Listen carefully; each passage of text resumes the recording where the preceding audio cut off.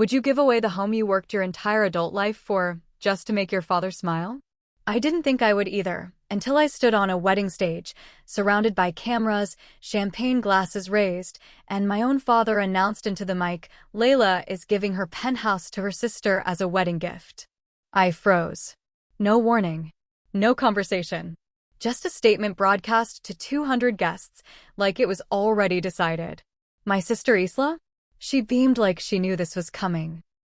That penthouse wasn't just 4 walls and a rooftop view.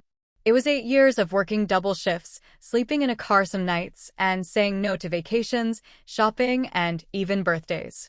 I smiled through clenched teeth. The crowd clapped. And in that moment, I felt smaller than ever. But here's the thing, that announcement wasn't just rude. It was calculated. My family didn't want a gift, they needed a cover-up. And they assumed I'd stay silent like always. They weren't ready for what happened next. Because a total stranger, someone I had never seen before, stood up, pulled out his phone, and said 7 words that made the whole room go dead silent. "Touch her assets again, and you'll lose yours." Have you ever worked your whole life for something only to watch someone else be handed the credit? That was my entire childhood. I'm Layla, the oldest daughter, the fixer, the one who never needed help. And because I never asked for anything, they assumed I had nothing to lose. Wrong. At 18, I moved out. My dad, Mr. Hawthorne, called it a phase. My sister Isla cried because who was going to do her hair now? No one stopped me. I waited tables, took night classes, bought secondhand furniture, and lived in a shoebox studio apartment. While Isla posed in designer gowns on her Instagram, I flipped through budgeting apps and called plumbing repairs my Saturday fun. 8 years later, I bought the penthouse. Mine. Paid. In. Full. The view was insane. Floor-to-ceiling windows. Sunsets that could silence any storm in my head. And guess who had nothing to say about it? My family. No congrats. No housewarming. Just a snide, "Must be nice," from my dad and an eye roll from Isla. Still, I thought, I'll show them that success doesn't have to look like theirs. But the problem with showing people your light? Some want to steal it. Others want to switch it off. And what I didn't know was, they weren't ignoring my success. They were planning to use it. What's worse than betrayal? Being betrayed with a smile. The wedding was a spectacle. Isla wanted a golden goddess theme, so everything shimmered, from the roses to the ridiculous champagne tower that leaned like it wanted to give up. I arrived in my deep purple dress. Not flashy, but fierce. I stood out like a bruise in a sea of gold sequins. Fitting. I should have known something was off when I walked in and saw photos of my penthouse blown up on the welcome boards. Isla's future nest, one of them said in cursive. I stared. I blinked. I laughed quietly, because if I didn't laugh, I might scream. Then came the speech. My father took the mic smiling like a politician. "Before the cake, before the dancing, we have one more gift." He turned to me. "Layla has generously offered her penthouse as a wedding present for Isla and Noah." I froze. The room exploded in applause. Isla gasped and did that fake cry gasp influencers love when they're so surprised. I couldn't speak. Couldn't breathe. My own father had gifted my home like it was a spare pair of shoes. And you know what the worst part was? A tiny part of me still wondered. Maybe I should go along with it? Maybe it's just easier to let them have this one? But then, a voice cut through the clapping. Clear. Sharp. Unexpected. "Excuse me, but that's not your call to make." Have you ever watched a stranger defend you louder than your own family ever has? The room went still. Like someone had pressed mute on the whole event. A man stood near the back. Tall. Calm. Holding a phone like it was both weapon and shield. He didn't raise his voice. He didn't need to. I said, he repeated, "That's not your call to make." My father narrowed his eyes. Isla clutched Noah's arm, suddenly camera shy. And me? I just stared at the man, like, who is this? He stepped forward. "You don't know me. But I know exactly what this family's been planning." Gasps. Murmurs. A few guests awkwardly started pulling out their phones.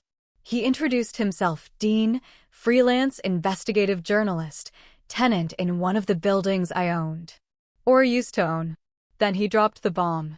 I have emails, recorded calls, and documents showing Mr. Hawthorne has been working with developer Royce Henlin to seize Layla's penthouse illegally by pushing it into a family trust without her consent. I blinked. My brain refused to catch up. My father's face drained of color. Isla whispered something into Noah's ear and tried to fake another sob. Dean kept going. They staged this wedding gift moment to create a public record, so she couldn't legally dispute it without looking greedy.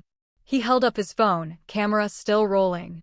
And then he turned to me and asked, "Would you like me to show them the proof? What would you do if your entire life was exposed?" Live, in front of hundreds of people? Because that's what happened next. Dean didn't wait for my answer. He tapped the screen, and suddenly the ballroom was filled with audio. My father's voice, cold, calculated, unmistakable, played over the speakers. "She doesn't know the trust includes the penthouse. Once it's announced at the wedding, it'll be public record. By the time she fights it, it'll be tied up for years. She'll fold." People gasped. A few guests actually stepped back like the truth might burn them. My hands trembled, but not from fear. It was something else. Clarity. For the first time in years, I saw it. The manipulation, the control, the fake smiles. It had always been there, I just stopped looking. Isla stammered, "This is taken out of context." Dean didn't flinch.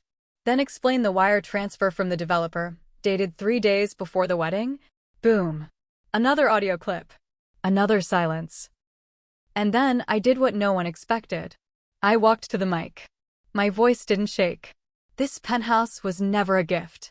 It was a trophy you wanted to steal. But today, I'm taking back everything. Some clapped. Some whispered. Some stared like they'd just met me for the first time. But none of them were prepared for what came next. Because the real twist? It didn't happen that night. It happened the next morning, when the video hit 3 million views. What happens when the truth goes viral? The next morning, I woke up to notifications I couldn't even scroll through fast enough. The video? 3 million views overnight. Hashtags trending. People calling me a hero. A few even called me reckless. But here's what mattered most. I wasn't invisible anymore. A real estate board opened an inquiry into the developer's dealings. My father, Mr. Always Untouchable, suddenly had his name attached to words like fraud, coercion, and property manipulation. His reputation? Cracked like the wedding cake Dean dropped the flash drive onto. Isla? She posted a Notes app apology on her story. Comments turned off. Brand deals?